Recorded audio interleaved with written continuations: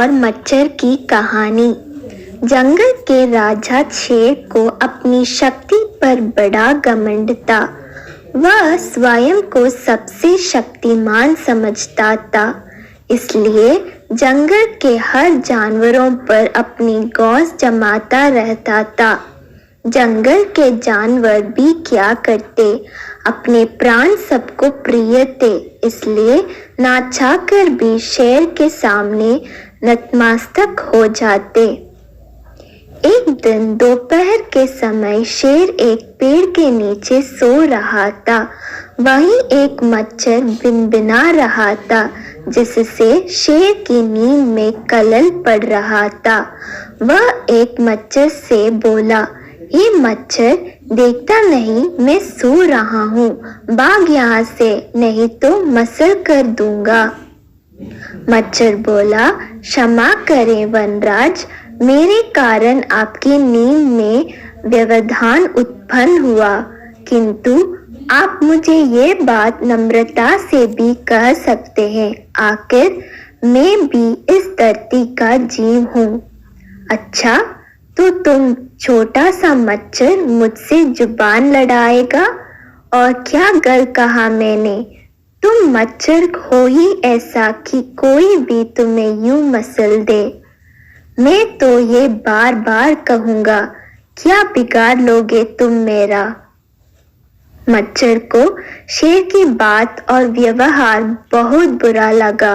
वह अपने साथी मच्छरों के पास गया और उन्हें सारी बात बताई। सभी मच्छर को शेर के बात चुभ गई। उन्होंने तय किया कि इस संबंध में एक बार सब मिलकर शेर से बात करेंगे।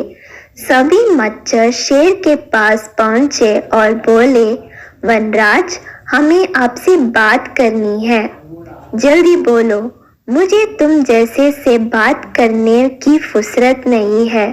शेर बोला, वनराज, आप होंगे बहुत शक्तिशाली, किंतु इसका अर्थ है कथिया नहीं है कि आप अन्य जीवों और प्राणियों का मजाक उड़ाएं या उन्हें नीचे दिखाएं। मच्छर बोले, मैंने जो कहा सच कहा, मैं सबसे शक्तिशाली हूँ और मुझे कोई हरा नहीं सकता। घमंड में चूर शेर गरजा।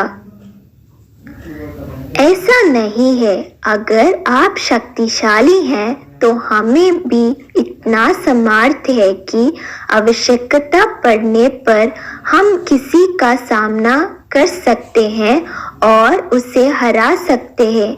हम आपको भी हरा सकते हैं। मच्छर भी चुप ना रहे। यह सुनकर शेर हंसते हुए बोला, तुम लोग मुझे हराओगे? तुम लोगों की इतनी हिम्मत कि मेरे सामने आकर ये बात कहो? मेरी शक्ति का अंदाज नहीं है तुम्हें, अन्यथा ऐसा कभी नहीं कहते। अभी भी समय है, भाग जाओ यहाँ से, नहीं तो कोई नहीं बचेगा। शेर के घमंड ने मच्छरों को क्रुद्ध कर दिया। उन्होंने ठान लिया कि इस शेर को मजा चखा कर ही रहेंगे। वे सारे एकजुट हुए और शेर पर टूट पड़े। वे जगह जगह उसे काटने लगे। वह दर्द से कहरा उठा। इतने सारे मच्छर का सामना करना उसके बस के बाहर हो गया। वह दर्द से चीखते हुए वहां से भागा, लेकिन मच्छरों ने उसका पीछा नहीं छोड़ा। वहां जहां भी जाता वे भी उसके पीछे जाते और उसे काटते। आखिरकार शेर को झुकना पड़ा। उसने हार मान ली। वह मच्छरों के सामने गिड़गिड़ाने लगा, मुझे बख्श दो, मुझसे गलती हो गई जो मैंने तुम तुच्छ समझकर तुम्हारा मजाक उड़ाया और तुमसे बुरा व्यवहार किया। आज तुमने मेरा घमंड तोड़ दिया। अब मैं कभी किसी की नीचे नहीं दिखाऊंगा। मच्छरों ने शेर को सबक सिखा दिया था, इसलिए उन्होंने उसे काटना बंद कर दिया। वे बोले, घमंडी का घमंड कभी ना कभी अवश्य टूटता है। आज तुम्हारा टूटा है, घमंड करना छोड़ दो, अन्यथा एक दिन ये तुम्हें ले डूबेगा। और कभी किसी प्राणी को नीचे मत समझो, हर किसी का